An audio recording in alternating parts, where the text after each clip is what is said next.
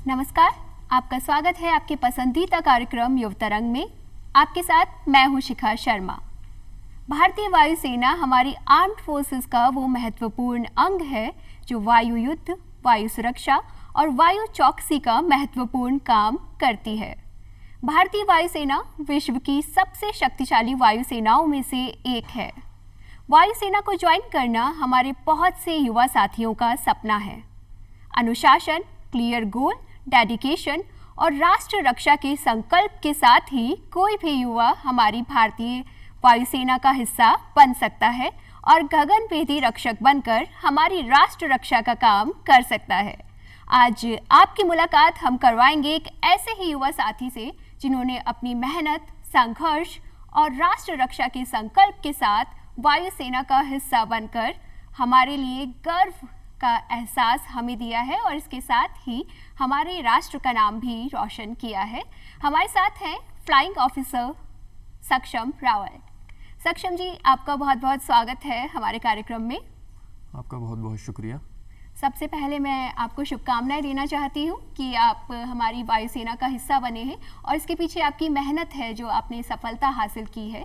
लेकिन जब भी कोई इंसान सफल होता है तो उसकी एक शुरुआत होती है और मैं बहुत ज़्यादा उत्सुक हूँ ये जानने के लिए कि आपके मन में ये कब आया कि आप भारतीय वायुसेना का हिस्सा बनना चाहते हैं। जी देखिए, फौज से जुड़ना तो बचपन से ही मेरी ख्वाहिश थी। मगर मैंने जो है डिफेंस को सीरियस लेना 12th क्लास में शुरू किया था जी। जब एक दिन एक मेजर हमारे स्कूल में एज अ चीफ गेस्ट आए थे और मैंने उन्हें एस्कॉर्ट किया था। उस दिन मुझे एहसास हुआ कि defence is a way of a life, it's not a career. और उस दिन मैं उनकी पर्सनैलिटी से काफ़ी ज़्यादा प्रोत्साहित हुआ था, प्रोत्साहन मिला था मुझे उनकी पर्सनैलिटी से। दूसरा, उन्होंने मुझे काफ़ी ज़्यादा मोटिवेट किया था। उनका स्टाइल, उनकी यूनिफॉर्म, वो मुझे काफ़ी ज़्यादा इम्प्रेसिव लगी थी। उस दिन से मैंने ठान लिया था कि जाना है तो डिफेंस में ही जाना है। जी, तो एक मुलाकात ने आपको एक लक्ष्य दे दिया। जो आपकी मुलाकात थी वो इंडियन एयरफोर्स के ऑफिसर के साथ थी और उसके बाद आपने सोच लिया कि अब आप भी हमारी इंडियन एयरफोर्स का हिस्सा बनेंगे। तो आज आपको जो हमारे युवा साथी देख रहे हैं वो भी आपसे प्रेरित होंगे और बहुत सारे युवाओं का सपना बन जाएगा कि वो इंडियन एयरफोर्स को ज्वाइन करें। लेकिन इतना आसान नहीं होता है हमारी वायुसेना का हिस्सा बनना। तो आपसे ये भी जानना चाहेंगे कि किस तरीके के टेस्ट से हैं जिनसे आप गुजरे और अब आप हिस्सा हैं, तो उसके लिए क्या प्रोसेस रहा? जी देखिए, मैंने जो एग्ज़ाम दिया था वो था यूपीएससी एफकेट का एग्ज़ाम। उसमें आपके पास 3 स्टेजेस होती हैं। First is written, then is SSB interview which is conducted at air force selection board, then after that medical होता है, उसके बाद मेरिट लिस्ट आती है, उसके बाद आपको एकेडमी में जो है जाने का मौका मिलता है। तो इसमें ऐसा रहता है, सबसे पहले भारतीय वायुसेना एक नोटिफिकेशन जारी करती है जी। जिसमें जो आपकी एज होती है, आपकी क्वालिफिकेशन होती है, उसके मुताबिक आपको एक स्पेसिफिक ब्रांच सेलेक्ट करनी पड़ती है। ब्रांचेस होती हैं flying, non tech ground duty, technical ground duty. Flying में आपके पास 3 ऑप्शन आते हैं एकेडमी में जाने के बाद आगे जी। जो होता है fighter pilot, transport pilot and navigation. Ground duty में जैसे accounts, logistics, metrology, education, administration. And technical branch में आपके पास 2 आते हैं, AEM एंड AEL जी। तो सबसे पहले तो आपको अपनी क्वालिफिकेशन के अकॉर्डिंग सेलेक्ट करना पड़ता है उधर कि आपको कौन सी ब्रांच सेलेक्ट करनी है। जी, तो सक्षम जी, आपने कौन सी ब्रांच सेलेक्ट की? मैंने मीटरोलॉजी सेलेक्ट की थी क्योंकि मैंने पोस्ट ग्रेजुएशन की थी फिजिक्स में जी। और मेरा जो है मौसम से खासी बहुत ज़्यादा लगाव है। So meteorology is all about aerospace safety.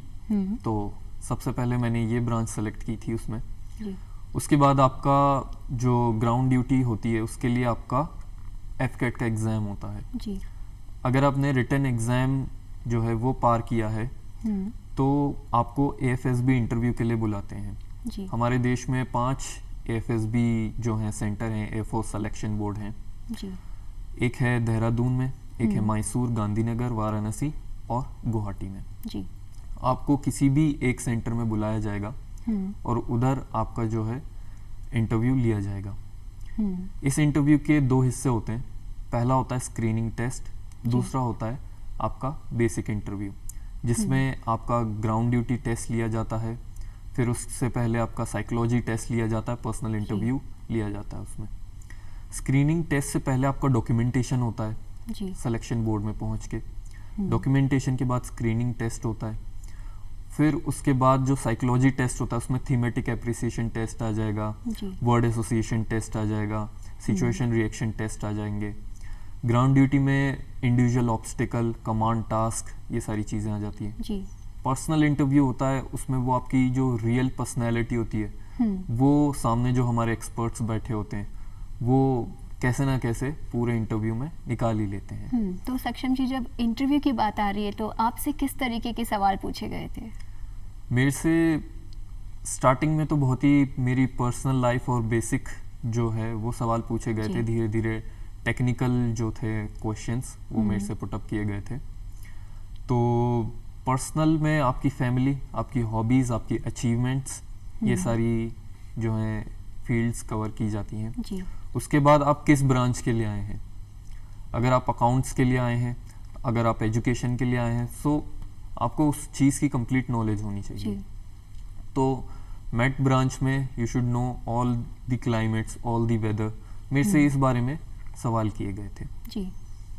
और उसके बाद जो आ जाता है आपका फिजिकल टेस्ट आता है। So it is also very important. उसमें आपका जो कॉमराडरी होती है, उसमें जो आपकी टीम वर्क होती है वो देखी जाती है।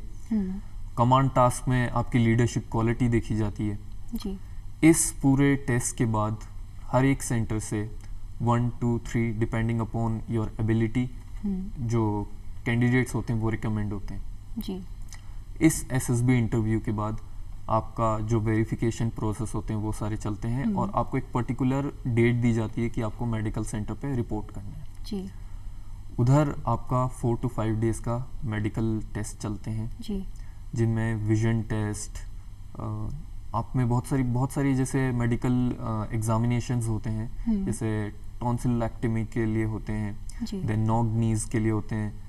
सो ये सारे टेस्ट क्लियर करने के बाद जो है मेरिट लिस्ट आती है। मेरिट लिस्ट आने के बाद आपको एकेडमी में बुलाया जाता है ट्रेनिंग के लिए। तो सक्षम जी, हमारे जो भी युवा साथी आपको देखकर या पहले से भी सोचते होंगे कि वो इंडियन एयरफोर्स को कैसे ज्वाइन कर सकते हैं, तो आपने पूरी प्रोसेस उन्हें समझा दी और कहाँ से उन्हें शुरुआत करनी है ये भी समझ में उन्हें अब आ ही गया होगा। आपने अभी बताया कि जब पर्सनल बैकग्राउंड के बारे में पूछा जाता है तो मेरे मन में भी ये आया कि अब तो आप इतने अनुशासन में रहते हैं। बचपन की बात करें तो आपका बचपन कैसा था? आप थोड़े नटखट से बच्चे थे स्कूल में, कॉलेज में, या फिर ऐसे ही अनुशासन में रहने वाले थे? और आपकी फैमिली बैकग्राउंड के बारे में जानने की उत्सुकता मुझे भी है कि क्या कोई आपकी फैमिली में से जुड़ा हुआ था हमारी सेना से, या फिर आप ऐसे पहले बच्चे हैं घर की जो अब हमारी सेना को ज्वाइन कर चुके हैं? जी देखिए, मेरे परिवार में से तो डिफेंस में कोई नहीं है। मैं टोटली सिविल बैकग्राउंड से बिलोंग करता हूँ। मगर ऐसा है कि जो मेरे दोस्त थे सारे और उनके जो पेरेंट्स थे वो हमेशा से डिफेंस में था। तो मैं जो मेरी सराउंडिंग थी वो हमेशा से ही डिफेंस के आसपास ही रही है। बचपन में तो सभी नटखट होते हैं, तो मैं भी बहुत ही ज़्यादा नटखट हुआ करता था और मैं अपने माँ बाप से हमेशा ज़िद किया करता था कि मुझे जो है फैंसी ड्रेस कंपटीशन में एक फ़ौजी ही बनना है। धीरे धीरे बड़े हुए तो सीरियस हुए इस चीज़ को लेकर और आगे जो है इसको टारगेट किया, एम किया। सबसे ज़रूरी बात होती है आपको अगर डिफेंस में जाना है तो planning and execution. You have to conduct your lifestyle like you are an officer. So हर चीज़ टाइमली होनी चाहिए। अगर आप पढ़ रहे हैं तो पढ़ने को एक पर्टिकुलर टाइम दें। अगर आप अपनी हॉबी कोई कंडक्ट कर रहे हैं तो उसके लिए पर्टिकुलर टाइम, एक स्लॉट फिक्स कर दीजिए। तो ऐसे करके आपको आगे बढ़ना है। जी, और आपकी फैमिली में आपके सिबलिंग्स कितने हैं और किस तरीके से आपको सपोर्ट मिला आज आप जिस मुकाम पे हैं? जी देखिए, परिवार का सपोर्ट होना बहुत ज़्यादा ज़रूरी है। परिवार के सपोर्ट के बिना बहुत ही ज़्यादा मुश्किल हो जाता है किसी के लिए आगे बढ़ना।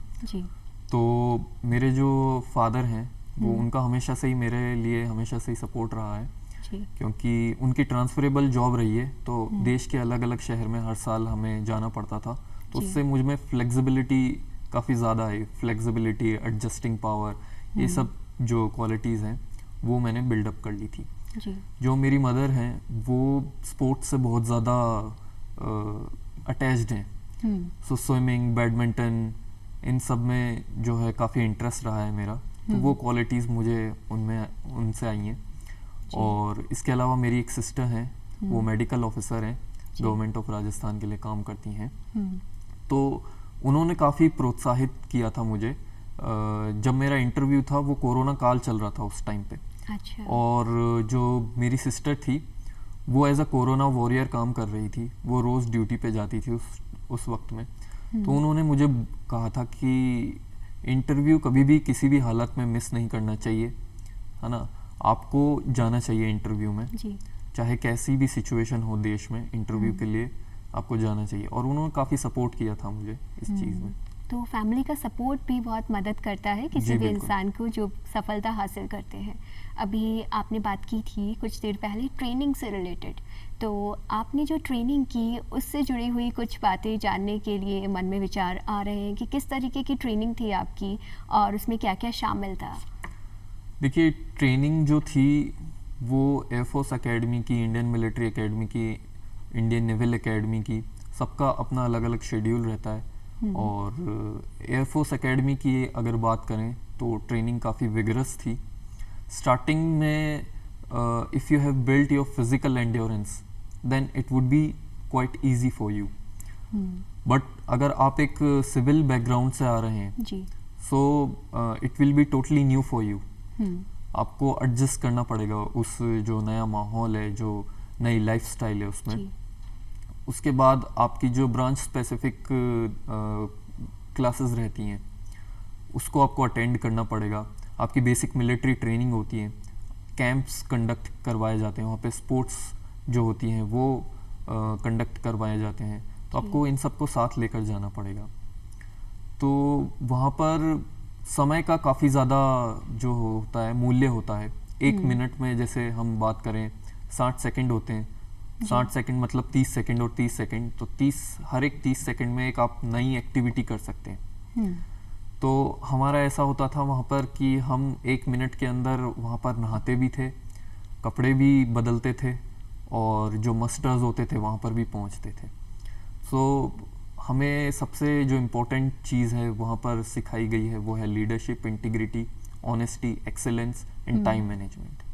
तो टाइम मैनेजमेंट से जुड़ी हुई बात जो आपने बताई, 1 मिनट में नहाना, कपड़े बदलना, ये सुनने के बाद तो थोड़ा मुश्किल लगता है, लेकिन आप लोगों के लिए तो सब कुछ आसान हो ही जाता है। और ट्रेनिंग के बाद और पहले में आप खुद में क्या अंतर महसूस करते हैं? देखिए, ट्रेनिंग से जो पहले मैं था और ट्रेनिंग के बाद मैं था उसमें काफ़ी ज़्यादा अंतर है। ट्रेनिंग के बाद जो दुनिया का देखने का मेरा नज़रिया है वो एक अलग तरीके का है। एक आप डिफेंस पर्सनल को देखें तो उसका जो देखने का वे ऑफ स्टाइल होता है वो बहुत ही ज़्यादा अलग हो जाता है। वो हर चीज़ एक ऑर्गेनाइज्ड मैनर में चाहता है। आपकी बियरिंग, आपका जो बात करने का एटीट्यूड है, वो सब एकदम से अलग हो जाता है। जी। और आपने बताया था कि आप पढ़ाई को लेकर बहुत सीरियस रहते थे जब आपने ठान लिया था कि आपको इंडियन एयरफोर्स को ज्वाइन करना है। तो आपके कुछ टाइमिंग रहते थे और उसमें आप पढ़ाई करते थे, इसके साथ आपके कुछ इंटरेस्ट भी होंगे, तो आप उन्हें कितना वक्त देते थे और मैनेज कैसे करते थे? जी देखिए, स्कूल और कॉलेज ख़त्म करने के बाद सबसे पहले मैं खुद को रिलैक्स करने के लिए जो था वो स्विमिंग करता था। तो स्विमिंग मेरी एक हॉबी थी जिसको मैंने अपने अंदर बिल्डअप कर लिया था। सो वो मुझे काफ़ी ज़्यादा रिलैक्स करती थी। तो आपका जो पैशन है या फिर आप जो स्पोर्ट्स खेलते हैं उसको आप अपनी हॉबी बना लीजिए, उससे आपको वो बहुत ज़्यादा रिलैक्स देगी। तो ये था। और सक्षम जी, कभी ऐसा भी हुआ कि जब आप पढ़ाई कर रहे हो तो थोड़ा ऐसा होता है आजकल यूथ के साथ कि कुछ पढ़ते हुए या कुछ टारगेट बना लेते हैं, उसके बाद थोड़ा सा नेगेटिव हो जाते हैं या फिर निराशा मन में आने लगती, तो ऐसा कुछ कभी आपने फील किया? हर तीसरे दिन लगता था कि नहीं कर पाएंगे, but we have to keep our motivation on always, और पॉजिटिव एटीट्यूड ही है जो आपको आगे लेकर जाता है। तो बस यही था।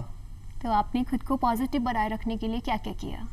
खुद को पॉजिटिव बनाए रखने के लिए सबसे पहले यही, जैसा कि मैंने आपको पहले बताया, आप अपनी हॉबी कंडक्ट कीजिए, मोटिवेशनल टॉक्स होते हैं उनमें बहुत ज़्यादा इन्वॉल्व होए, और जैसा कि आप जो सोचते हैं, सपना देखते हैं, बस उसको ठान लीजिए, उसके रिजल्ट के बारे में मत सोचें, बस उस जर्नी को एंजॉय करें। और आपने ये जो ज्वाइन किया है, इसके लिए आपने तैयारी की थी सक्सेसफुल होने के लिए, या कोई कोचिंग की थी, आपने सेल्फ स्टडी की है? जी देखिए, ये जो मेरा था पूरा जो प्रोसेस था, इसके लिए मैंने सेल्फ प्रिपरेशन ही की थी। उस वक्त कोरोना जो था वो पीक पर था, तो बाहर वैसे ही मैं जा नहीं पाया था, तो मैंने जो इसकी थी प्रिपरेशन, सेल्फ प्रिपरेशन की थी।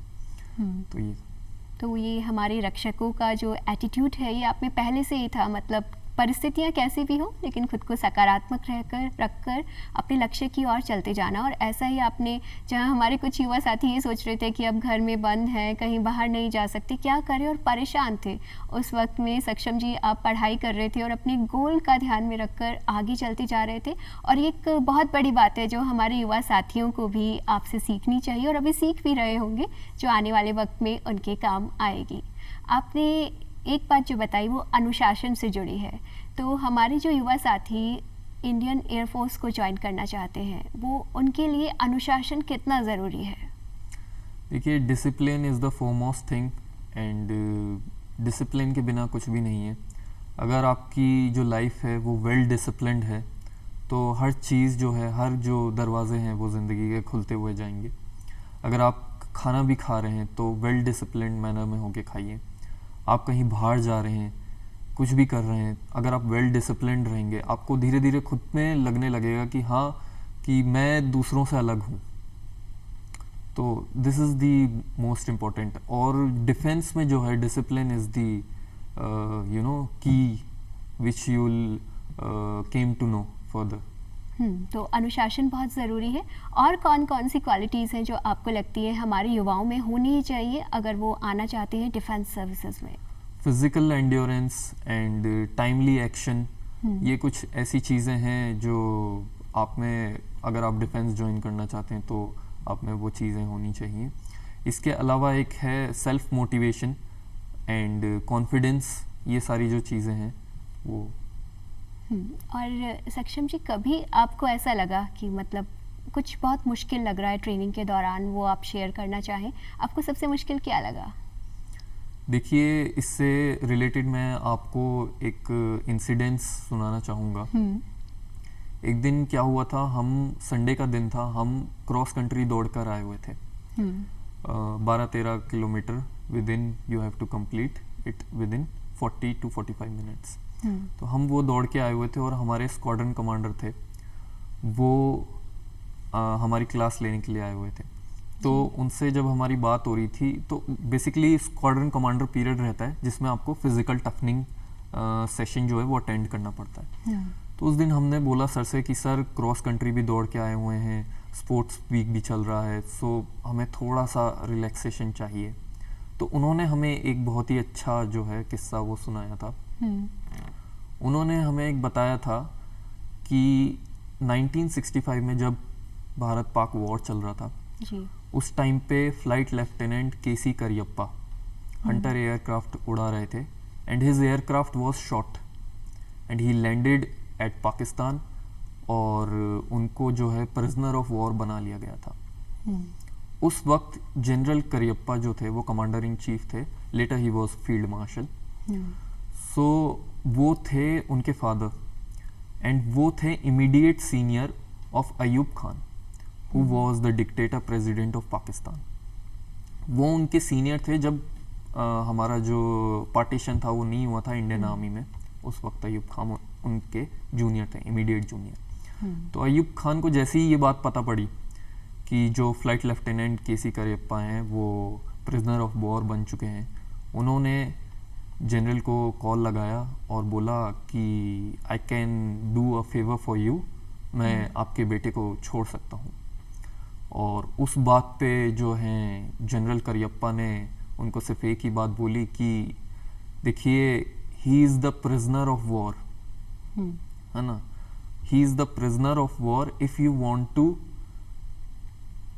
आप अगर उन्हें छोड़ना चाहते हैं तो आपको जितने भी प्रिजनर ऑफ वॉर हैं देश के, उन सबको छोड़ना पड़ेगा, क्योंकि इस वक्त वो मेरा बेटा नहीं है, वो इस देश का बेटा है। ठीक है, तो अगर आप उनको छोड़ना चाहते हैं तो आपको सबको छोड़ना पड़ेगा। अगर ऐसा पॉसिबल नहीं है तो मत छोड़िए। So touch the sky with the glory, नभय स्पर्शम दीप्तम। This is the motto of Indian Air Force. जहाँ वैल्यूज सबसे ज़्यादा मैटर करती हैं, वहाँ पर फेवर मैटर नहीं करता है। तो जो इस चीज़ ने है हमारे अंदर एक अलग सा जोश भर दिया था, और तब के बाद फिर हम रुके नहीं।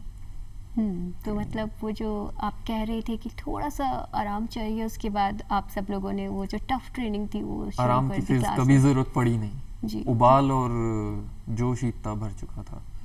और हमारी सेना में ये जोश, जुनून और ये जिस तरीके की उमंग है वो हम सभी को देखने को मिलती है। और हम जितने भी युवा होते हैं, जब हमारे रक्षा से जुड़े हुए लोगों को देखते हैं तो फिर हम भी इंस्पायर होते हैं कि हमारी परिस्थितियाँ तो बहुत आसान रहती हैं, मतलब कुछ छोटी सी बात हुई परेशान, लेकिन आप लोग इतनी कठिन परिस्थितियों में भी उनका सामना करते हैं और फिर हमारे देश की रक्षा करते हैं। और उसके बाद भी आप लोगों का जो व्यवहार होता है वो इतना सकारात्मक होता है कि आपको देखकर ऐसा पॉजिटिव फीलिंग आता है कि सब कुछ अच्छा है, मतलब आप लोगों ने कोई डिफ़िकल्ट काम नहीं किया है। तो ये सब हो कैसे पाता है? जी, ये सब ट्रेनिंग में सिखाया जाता है हमें, पैट्रियटिज्म एंड पॉजिटिव एटीट्यूड। आपका शेड्यूल ही इस तरीके का होएगा कि कैसा भी जो होगा कैडेट, वो उसी शेप में आ जाएगा जिस शेप में वो चाहते हैं। So it's all about training. वहाँ पे एक्सपर्ट्स रहते हैं जो आपकी साइकोलॉजी बदल देंगे। So that is the thing. और सक्षम जी, आपकी ड्यूटीज़ किस तरीके की रहेंगी एज ए फ्लाइंग ऑफिसर? आपका क्या काम होगा? देखिए, as a flying officer I will be most taking care of the aerospace safety and weather, कि आपका जो मौसम है वो किस तरीके से बदलने वाला है, कि इस वक्त में फ्लाइंग हो सकती है कि नहीं हो सकती है, कौन सा पायलट है वो फ्लाई कर सकता है इस वक्त में। तो हमें इन सब चीज़ों का ध्यान रखना पड़ेगा। दूसरी सबसे जो ज़रूरी चीज़ है जिसका हमें ध्यान रखना है वो होती है कॉशंस एंड वार्निंग। अगर जो है मौसम एकदम से ख़राब हो चुका है किसी भी एयर ऑपरेशन में, तो हमें सबसे पहले जो ATC ऑफिसर्स होते हैं उनको आगाह करना पड़ता है इस बारे में, और वो जो होते हैं जो एयरबोर्न पायलट्स होते हैं उन्हें बताते हैं और वो लैंड करते हैं सेफली। जी। और आपने ये भी बताया था कि आपने सेल्फ स्टडी की है, तो हमारे युवा साथी जो कोचिंग ज्वाइन नहीं कर सकते लेकिन उनका सपना है कि वो भारतीय वायुसेना से जुड़े, तो आप उन्हें किस तरीके से गाइड करेंगे कि वो तैयारी कैसे कर सकते हैं, उन्हें क्या पढ़ना चाहिए? और अभी कुछ स्टूडेंट्स स्कूल में भी होंगे, वो भी ज्वाइन करना चाहते हैं, तो उन्हें आप क्या समझाएंगे? देखिए, सबसे पहले तो डिफेंस फोर्स ज्वाइन करना है तो आप अपनी डिफेंस अफेयर्स जो हैं और जनरल नॉलेज जो हैं वो हमेशा अप टू डेट रखिए। दूसरी सबसे इम्पोर्टेंट चीज़ है फिज़िकल फिटनेस। आजकल हम देखते हैं कि यूट्यूब हो गया, मोबाइल हो गया, उन पे लगे हुए हैं, बट देखिए your books are the most important friends of yours. So books से पढ़िए, मैं तो यही रिकमेंड करूँगा। और बाकी जो फिज़िकल फिटनेस है उस पर ध्यान दीजिए। सुबह जल्दी उठिए, रात को समय से सो जाइए, समय पे खाना लीजिए, इन सबको जो है टाइमली फॉलो कीजिए आप। अगर आप 12th में हैं तो आपके पास है NDA, सबसे जो सही चीज़ है डिफेंस में जाने के लिए। UPSC conducts an examination of NDA, जिसमें रिटर्न होता है, फिर SSB इंटरव्यू होता है, उसके बाद आपको NDA पुणे जाने को मिलेगा, ज्वाइन करने को मिलेगा। उधर से आप Indian Military Academy, Air Force Academy, Indian Naval Academy, इन एकेडमीज़ में जा सकते हैं और अपना सपना पूरा कर सकते हैं। ग्रेजुएशन और पोस्ट ग्रेजुएशन के बाद UPSC 2 एग्ज़ाम्स कंडक्ट करवाती है, कंबाइंड डिफेंस सर्विस और air force common admission test, FCAT जिसे हम बोलते हैं जी। सो कंबाइंड डिफेंस सर्विस में भी आप जो हैं उसके थ्रू अगर आपको एयरफोर्स ज्वाइन करना है तो आप as a pre flying training course join करते हैं 6 मंथ्स के लिए। उसके बाद आपका 1 ईयर जो होते हैं वो एडवांस कोर्स ट्रेनिंग चालू होती है। FCAT के थ्रू आप डिफरेंट ब्रांचेस जो होती हैं इंडियन एयरफोर्स की वो ज्वाइन कर सकते हैं। इसके अलावा NCC स्पेशल एंट्री भी होती है आपकी डिफेंस ज्वाइन करने के लिए। So these are the ways through which you can join the Indian Air Force and other defense forces. जी, तो सक्षम रावल जी, आज आप हमारे कार्यक्रम में आए और आपने अपने सफ़र के बारे में इतनी सारी बातें बताई और बताया कि कितना टफ़ होता है अगर आप ज्वाइन करना चाहते हैं, लेकिन अगर आप मेहनत करते हैं, अपना गोल क्लियर रखते हैं, तो उसके बाद सक्सेस हो ही जाते हैं। और इसका उदाहरण हम आपको भी देख रहे हैं। और आपसे बातें करने के बाद और आपकी इतनी मोटिवेटेड बातें सुनने के बाद मुझे लगता है कि हमारे युवा साथियों को एक नई राह मिल जाएगी, जो इस क्षेत्र में आना चाहते होंगे, जो अभी तक समझ नहीं पा रहे होंगे कि उन्हें क्या करना है। लेकिन आपकी इतनी इंस्पायरिंग बातें हैं और आपने अपनी मेहनत वाले सफ़र को हमारे साथ शेयर किया और हमारे युवा साथियों को आज प्रेरित किया। इसके लिए आपको बहुत बहुत धन्यवाद। आज हमारे साथ जुड़े कार्यक्रम में फ्लाइंग ऑफिसर सक्षम रावल, जिन्होंने अपनी सफलता के बारे में हमारे साथ चर्चा की और इसके साथ ही हमारे युवा साथियों को ये भी बताया कि अगर वो भारतीय वायुसेना का हिस्सा बनना चाहते हैं तो कौन से गुण हैं जो उनमें होने चाहिए और किस तरीके से वो तैयारी कर सकते हैं। आज के लिए बस इतना ही, हमें दीजिए अनुमति। नमस्कार।